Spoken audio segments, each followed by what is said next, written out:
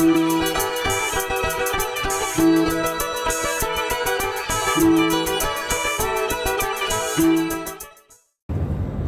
Tuhan untuk kita hari ini, saya Ibu Pendeta Yuliantina dari Resort Palangkaraya, Jemaat GKI Langkai akan membawa berkat hari ini dengan perikop Injil Matius 20 ayat 27. Demikian bunyinya.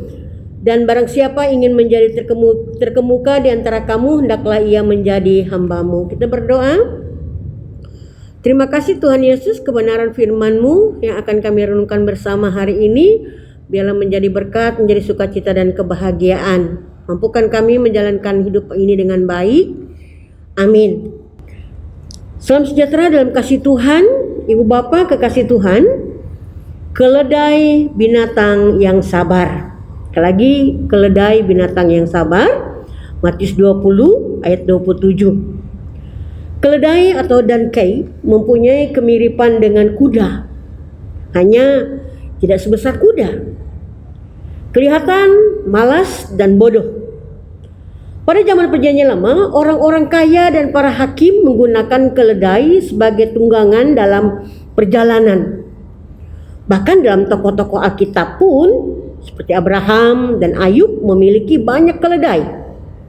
Nah, setelah zaman semakin maju dan orang mulai menunggang unta dan kuda-kuda yang bagus, keledai hanya dipakai oleh orang miskin yang tidak sanggup membeli unta dan kuda. Bapak Ibu kekasih Tuhan Yesus Kristus, keledai adalah binatang yang lembut sifatnya, jinak, sabar, dan tidak pernah kelihatan marah meskipun membawa beban yang begitu berat. Ia kelihatan bodoh tetapi sangat mengasihi tuannya. Terkadang binatang ini datang menemui tuannya meskipun tuannya berada di tengah kerumunan orang banyak. Yesaya 1 ayat yang ketiga membandingkan sifat keledai yang lebih tahu berterima kasih daripada umat Israel. Keledai mengenal palungan yang disediakan tuannya, tapi umatku tidak memahaminya.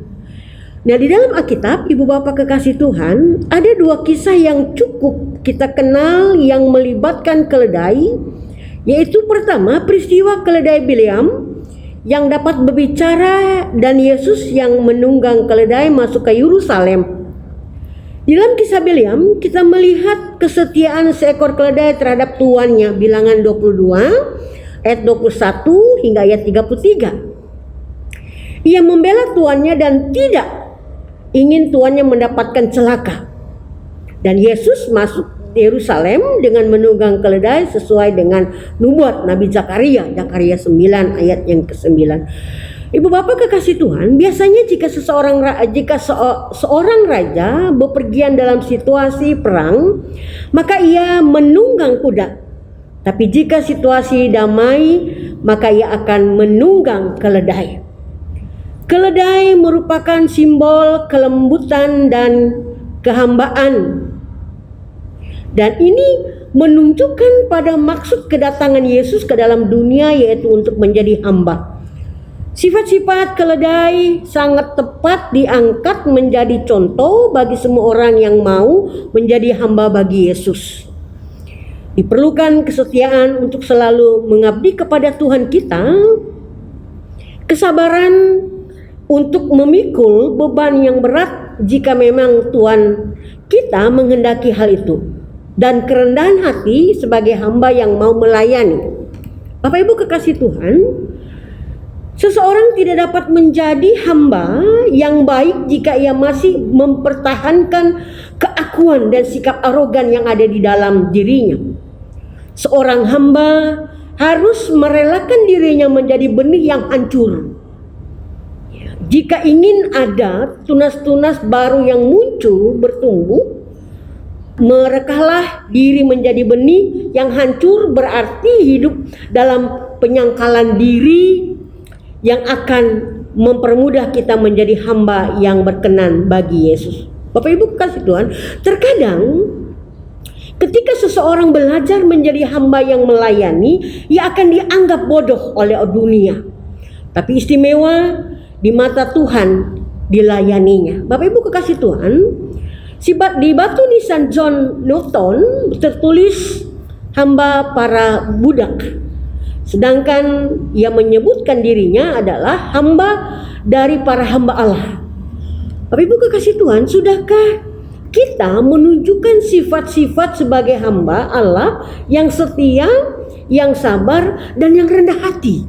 Kalau belum, ayo kita mulai hari ini kita tunjukkan bahwa kita sebagai hamba Allah yang setia, yang sabar, dan yang rendah hati. Hidup dalam penyangkalan diri akan memampukan seseorang menjadi hamba yang sejati. Sekali lagi, kata bijak mengatakan hidup dalam penyangkalan diri akan memampukan seseorang menjadi hamba yang sejati. Yesus memberkati firman-Nya dan memberkati kita yang melakukannya. Kita berdoa. Terima kasih Tuhan Yesus, firman-Mu sudah kami dengar. Ajar kami menjadi pelaku firman-Mu. Biarlah firman ini akan menjadi kekuatan bagi kami untuk menghadapi hari-hari. Ajar kami sebagai hamba yang rendah hati, yang setia, yang taat, yang patuh, tidak sombong, tidak mengandalkan kekuatan diri kami. Tapi kami mampu melakukannya karena pertolongan dan penyertaan-Mu. Di dalam dan oleh Yesus kami berdoa dan bersyukur. Amin. Salam. Ku tak membawa apapun juga saat ku datang ke dunia. Ku tinggal semua pada akhirnya saat ku kembali ke surga.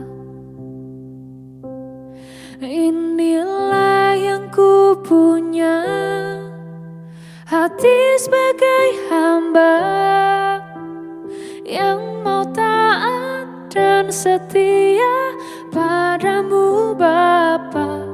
Kemanapun ku bawa, hati yang menyembah dalam roh dan